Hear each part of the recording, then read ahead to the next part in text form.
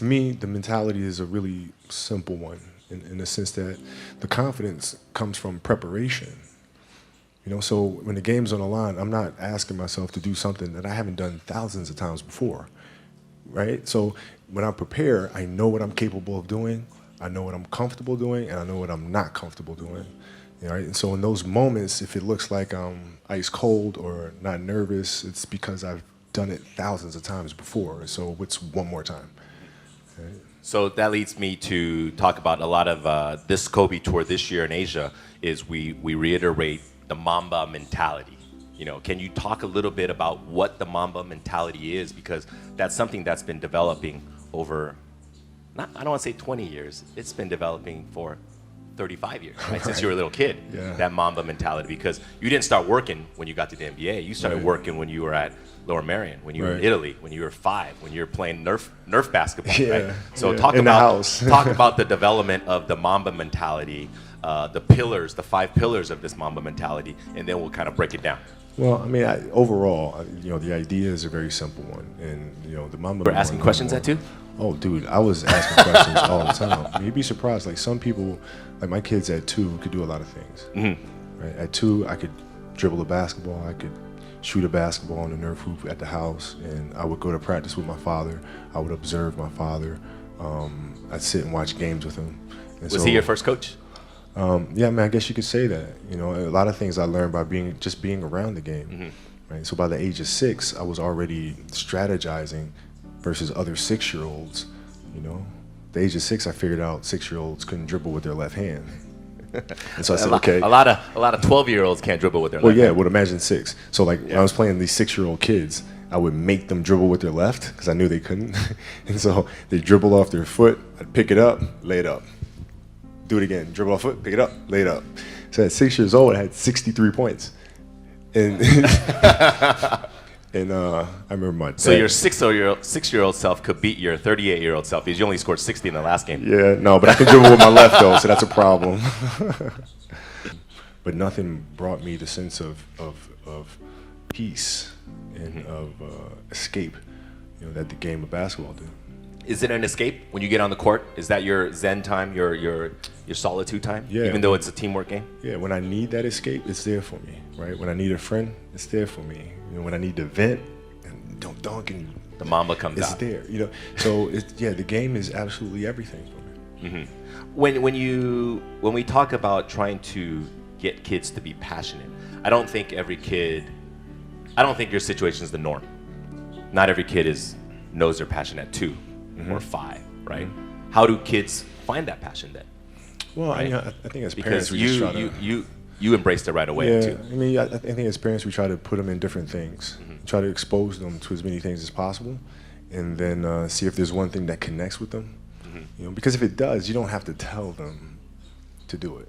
Whether it's writing or painting or drawing. If they have that passion, you don't have to tell them. They'll go off and do it because it's just fun. They'd rather do that than anything else. Mm-hmm. So, but as parents, it's our job to just expose them to as many things as possible and see which one they gravitate to the most. It's interesting because you talk about kids, right? Originally we were talking about you. Now you're talking about your kids and their passions. Do you kind of feel that passion for them and say, hey, let's go play some basketball or volleyball or let's go swimming? Yeah, we expose them to all kinds of, they play a lot of different sports. They do a lot of things creatively, in writing and things like that, and designing. And you just sit back and you just watch which one they move to. And then it's our responsibility as parents to try to set them up for success as much as we possibly can. Do you want them to play basketball?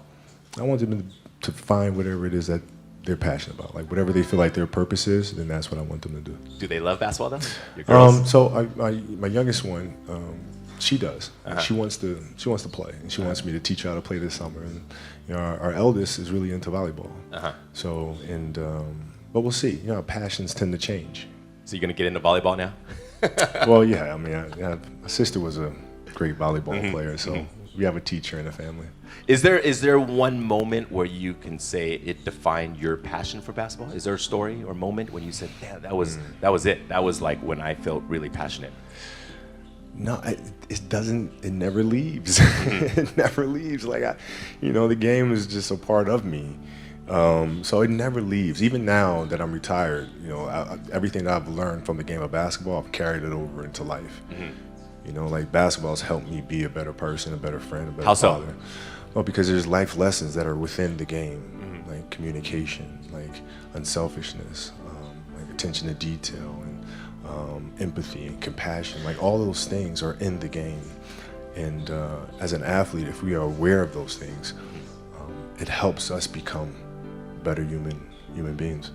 And you can apply that toward your post basketball days, your retirement, into your business world, your Sure. future ventures. Sure. I mean, you can apply. You know, I was applying that even while I was playing, just in life outside of the game, and even more so now. You know, in building a business and all these things. You know, the kind of culture you want to have. You know, all those things are directly learned from the game of basketball for me. Next up is the next pillar: be obsessive. Obsessive. That's I think a lot of people equate that with you. You know, Kobe is obsessive in a lot of things. We've been doing this for what, 8 years now, Asia tour. You know, I've been with you for a long way. The one moment that stands out of we've done, I don't know how many done. We've done what, 800 events. The one time was 4 a.m. We went out to practice at 4 a.m. And that was your idea to do it. But, and I then, mean, you know, all these Nike people are like, no, let's not do that. And then you're like, let's do it at 4 a.m. So you got security, you got brand marketing, sports marketing going, no, let's not do it. You're like, let's do it. Because that's your obsessiveness, right? I mean, to me, it just makes complete sense. Not to us. But I don't like. Okay, so See, all right. Usually, I'm sleeping at 4 a.m. You're working out. So Well, talk about that. Okay, so if your job is to try to be the best basketball player you can be, right? To do that, you have to practice, you have to train, right? You want to train as much as you can, as often as you can. So if you get up at 10 in the morning, train at 11, right? 12, say 12, train at 12, train for 2 hours, 12 to 2.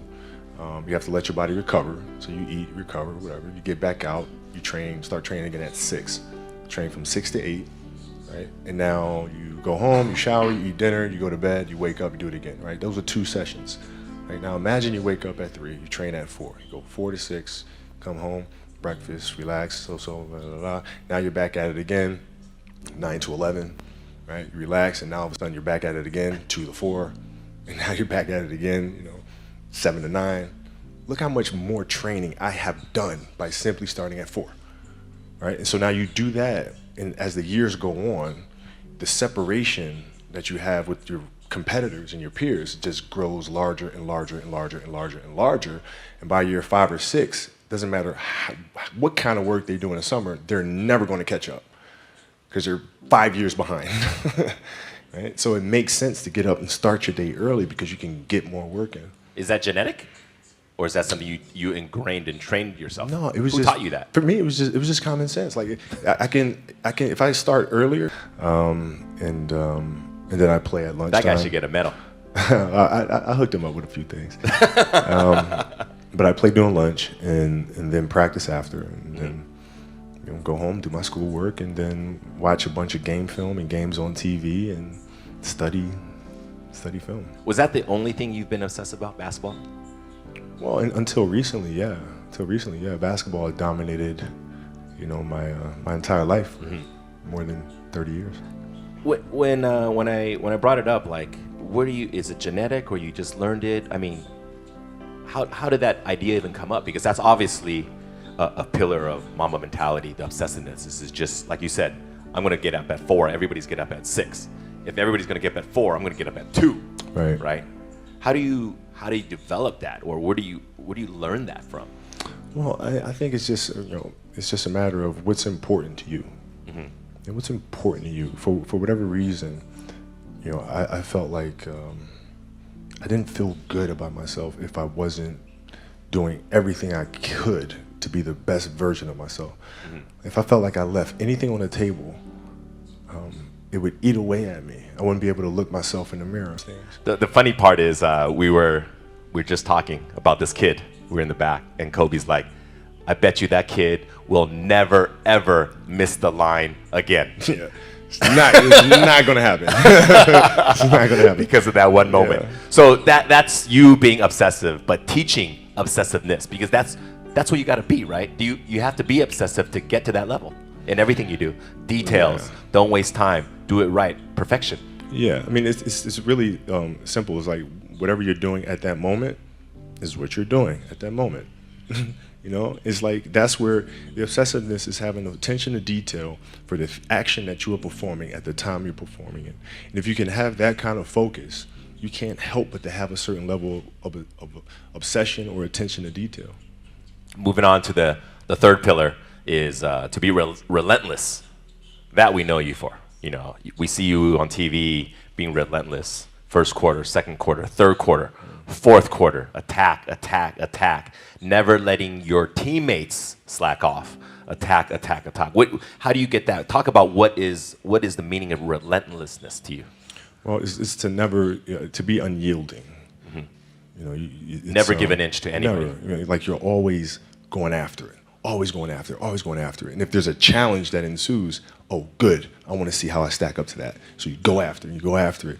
And it's just, it's fun. It's like you get a chance to compete against opponents, and you get a chance to see where you stack up against them. It's like, I want to see. Maybe I'm not good enough today. If that's fine. I'll be good enough the next time I see you, though. You know, and you get a chance to always measure yourself, and it's just fun to do that. So I guess that's where relentlessness comes from. Is it something that's also learned or ingrained, or is it something you kind of learn over time? Because these things that we talk about in the Mamba mentality, you know, for you, it's second nature. It's not for a lot of people, right? A lot of it is trained, or it's not God-given. No, I had to learn it as well, though, because I had a year of playing. Like when I played basketball in Italy, I was taller than everybody else and faster, like the age of 11. And I came back to America to play basketball, and it was not the same thing because kids were bigger, stronger. And so I went through a summer of playing basketball in America where I didn't score 1 point. It was one league, I didn't score 1 point, and it was devastating. But I had to, no, I'm not giving up. It's not going to happen. So you bounce back and you keep playing, you keep practicing, you keep practicing. But I mean, it wasn't handed to me. You didn't score 1 point. Not one. I mean, not even a free throw. And you were 0. You were how old? 11. 11. Were you playing against 25-year-olds? No, I was playing against 11-year-olds. No, I was playing against 11-year-olds. That's hard to believe. Wow. I know. But I was playing against 11-year-olds, and I didn't score 1 point. And then did it hurt you? Were you? Well, yeah, it was very embarrassing because, you know, my father was a Philadelphia basketball legend. My uncle was a Philadelphia basketball legend. And now here I am, this kid with like these really big knee pads, and I'm walking around and I can't score anything. So it was like really embarrassing. That drove you? Of course it did. Of course it did. And I vowed to be much, much better. So you live for those moments where you're embarrassed, when you're down, people kick you, don't let you score. Those are the moments that drive you. Well, I mean, those are the moments that occur, right? So whatever moments occur, good, bad, or indifferent, I can use those moments to propel me forward, use those as fuel to help me be a better player. Is there a moment in your NBA career where you felt like you didn't hit that mark, and that was a huge transition for you? Yeah, I always felt like I missed marks in the league. What were some of the down moments for you in basketball? Well, losing to the Celtics in the finals in 2008. I mean, that was tough. Oh, that hurt me too. Yeah, I mean, it was brutal. And I remember at night in the hotel room after we lost, just thinking to myself, I might never win another championship. Like I might have just, like, this is it. It's too hard to get back here. Maybe it's not in the cards to win another one. And so I go through that night of being mad. And then the next morning I wake up and I start thinking, nah, I gotta fix this. So where did it go wrong? You know, why did we lose? Right? We weren't tough enough. Okay, we weren't tough enough. Whose responsibility is that to make the team tough? It's mine. All right, so now I have to start figuring out how I'm gonna lead this team differently, so to make sure that when we get to the finals the next time, we are tough and ready for this challenge. And you know, that's how you bounce back from those moments. That was 2008. 2008. Right? 2008 against the Celtics, and I mean, all of Laker Nation was hurt especially because it was against the Celtics. Right? It was painful. Celtics. You can't lose. Celtics, come on. God. Celtics? Well, you know, yeah. Because also that was their like 17th, right? Yeah. For their organization, and the We Lakers. don't talk about that. Yeah. And then you bounce back the next year against Orlando. Orlando, right? beat It's Orlando, then got our revenge against the Celtics in 2010. Did beating the Celtics feel better than beating Orlando? Oh yeah. Oh yeah. Yes, yeah, yeah, oh yeah. I mean, I grew up such a Lakers fan, and so like the Lakers and Celtics rivalry, just hate 'em. and everything. Yeah, Oh, like you hate 'em. We can't. There's no way I can be on a Lakers team that loses to the Celtics twice. No. You know, it's a funny No, thing no, no, no. because in Asia, me being here in Asia too, a lot of fans are fans of a player, and they love that player, and subsequently they love that team that player plays for. But growing up in the States, if you grew up in Philly, you were a Sixers fan, Right. and then if you grew up in LA, you were a Lakers fan. Right. You were also a Dodgers fan. And at the time, you were a Rams fan. You affiliated with your city. Right. And then the city that you hated was your arch enemy. So Right. if you're a Laker fan, you just hate the Celtics, and you hate every team Yeah. that loses them. You root for every team against the Celtics. No question. Yeah.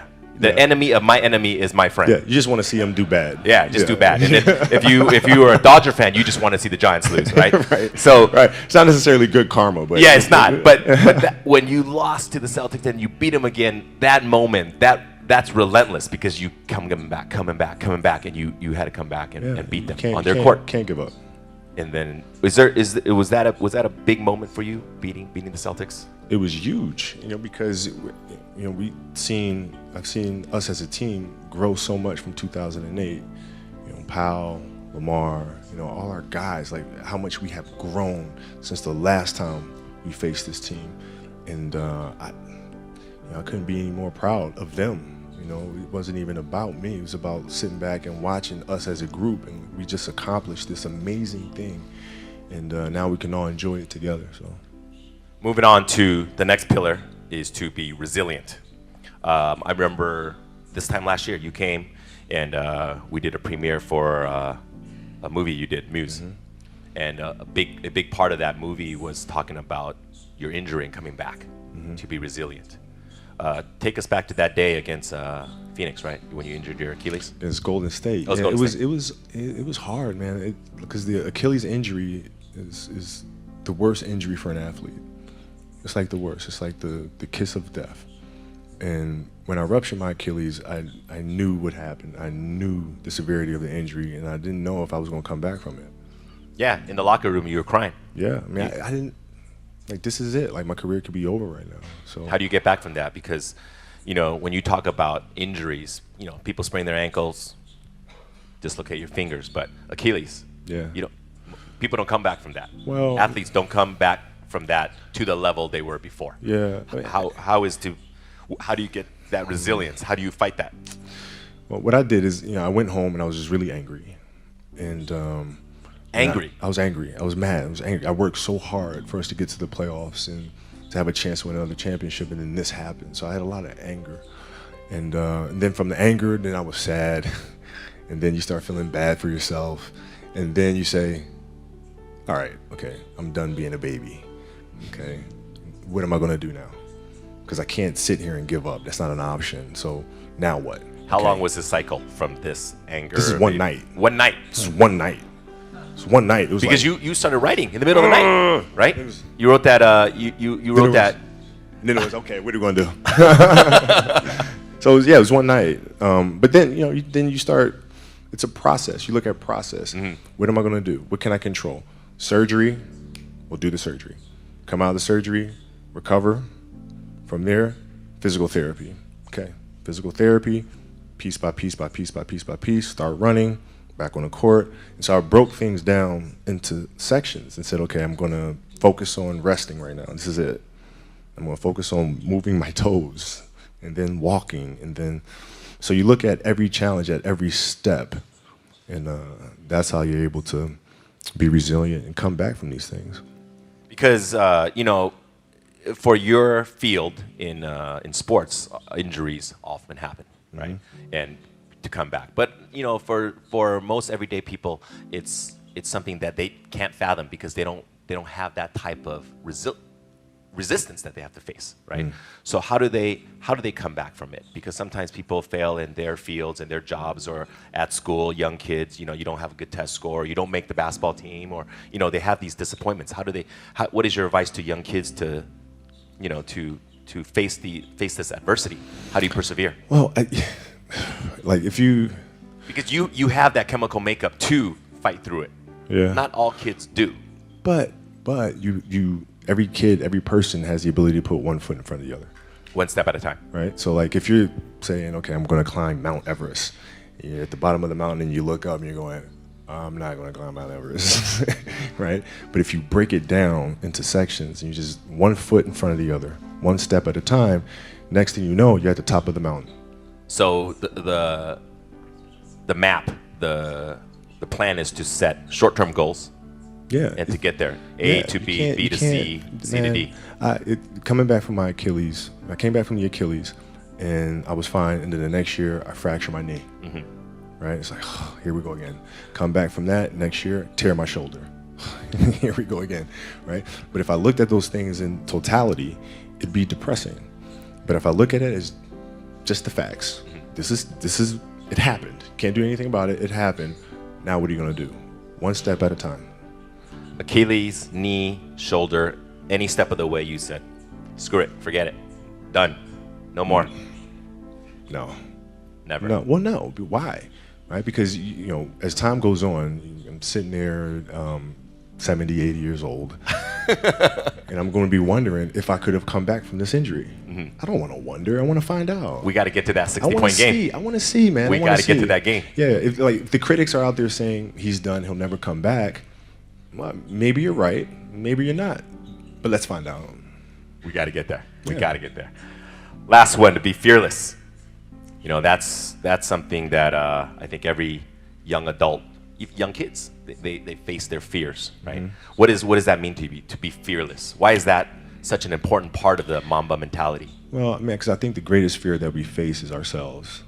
Actually, I think it's not anything that's external or anything that's superficial. I think the greatest fear you face is yourself, because we all have dreams, and it's very scary sometimes to accept the dream that you have, and it's scarier still to say, okay, I want that. It's scary because you're afraid that if you put your heart and soul into it and you fail, then how are you going to feel about yourself, right? So being fearless means putting yourself out there and going for it, no matter what. Go for it, not for anybody else, but for yourself. When you got to the league, you were 18. Did you have any fears before getting there, or when you got there right away? Yeah, I mean, I had fears that everybody was going to be right. I made a poor choice, poor decision. Jump from And high I school wasn't- to the NBA. and I wasn't going to amount to anything. So that was always in the back of my mind, for sure. And then, so out of these 5 pillars, which one do you think comes first? Be passionate, being fearless, relentless, resilient, or they just come together all? No, this funny thing is, like, we created these separate pillars, but the reality is it's all one thing, because it all comes from within. It all comes from within us. We all experience these things at different stages and different points, different times. The key, I feel, is just to be aware of those moments as they occur.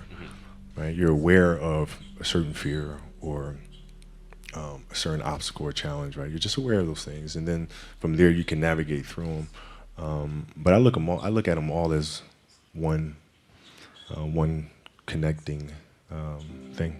Because I think being fearless, this last one sticks out in my mind a lot because, being in Asia, Asian kids, a lot of times they're a little bit more boxed in thought, in mentality, as opposed to Western kids. Western kids, a lot of the family, the environment, ever since a young age in school, it's preaching independence. Speak your thoughts, be creative, independent. A lot of that.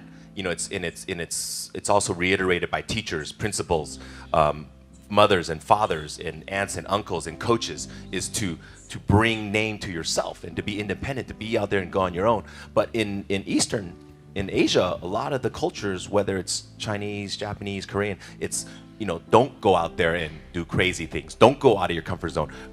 Make your family proud. You know, don't bring other people attention. Just do your thing, do it well, but don't bring attention. You know, and I think a lot of kids are fearful of going out of this box, right?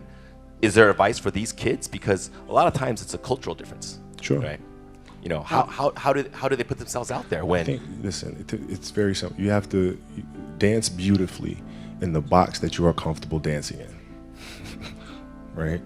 So like everybody's box is different. My box was to be extremely ambitious within the sport of basketball. Your box is different than mine, right? Every kid here has their own box, but it doesn't mean that your box isn't as beautiful as mine, right?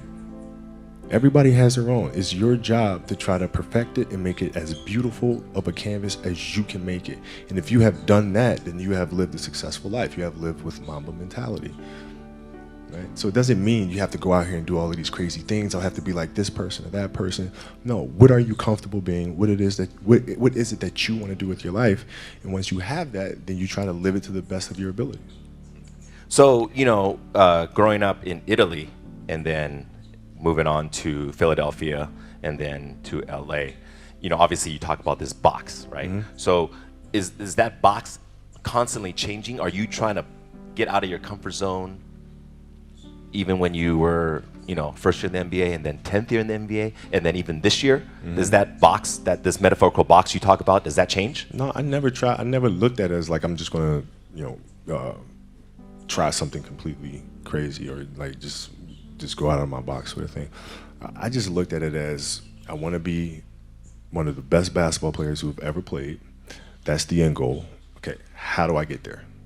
How do I get there? And every decision I made in my life was centered around the process of helping me eventually get there.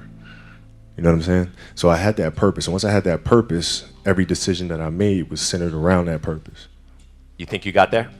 Looking back upon it now, 2 decades in the NBA, you know, high school, Italy to high school in Philadelphia to the NBA. You spent your whole career with one organization. To me, is your biggest accomplishment, to be with one team. Thank you. You look back upon it now. When you had your goals as a kid, you're 5 years old, you wanted to be in the NBA. And then when you're at Lower Merion in Philadelphia, and those dreams started to become, hey, I'm going to get there, right? And then you're in the NBA, you set goals for yourself. You talk about all the time, when you're young in the NBA, you set personal achievement goals. I'm going to win a game, I'm going to win a championship, I'm going to win the MVP, I'm going to win this, I'm going to win that. And then later on, you changed because you said, I'm just going to get better. And if I'm going to get a better left hand, I'm going to have a better three-pointer, I'm going to have a better free throw. Those other personal achievements come naturally. Now you're done. Played your final game, 60 points. You dropped it on Utah. Mamba out, right? Yeah. You look back upon it now. Where do you see yourself? Did you do everything you wanted to do? Did you become the best basketball player you could ever become? Well, Did you become the best? It's GOAT? It's weird. Like my vision of what my goal is changed drastically as I got older. So like as a kid, I said I want to be the best ever, right? And now you go through your life and everything you do is try to be the best ever, be the best ever, be the best ever. And as you get older, you start understanding that those things are very superficial things, right? And everybody has a different opinion about it. No matter what you do, I can win 20 championships. There's always an opinion on who's the best. Everybody has different opinions. And so I started really kind of understanding maybe that's not the important thing. Maybe the important thing is to, you know, how do we as a team grow? How do I help my teammates be better? So that was the first change for me. And then as I got older still, it became more about how are you inspiring others, right, to find themselves. That is the ultimate championship. So won 5 championships, that's great. Another team won a championship this year. Team's gonna win a championship next year. Those things come and they go. But what stays is how do you use your passion and use that to inspire somebody else to create their passion, and then how can they pass that on to the next person? That is true success. So my goals have changed drastically from the time I was 6 years old to the time I was 17 to the time I was 25, and now sitting here at 37. So now you left the game of basketball. We're here in Shanghai. We're going to end our talk today because we've gone a little bit past our limit, but I think everybody is very happy to be here, and I think they learned a lot about the Mamba mentality, right? What's next, you know, for you? Well, I mean, it's always teaching the game, right? Teaching the game through various ways. It's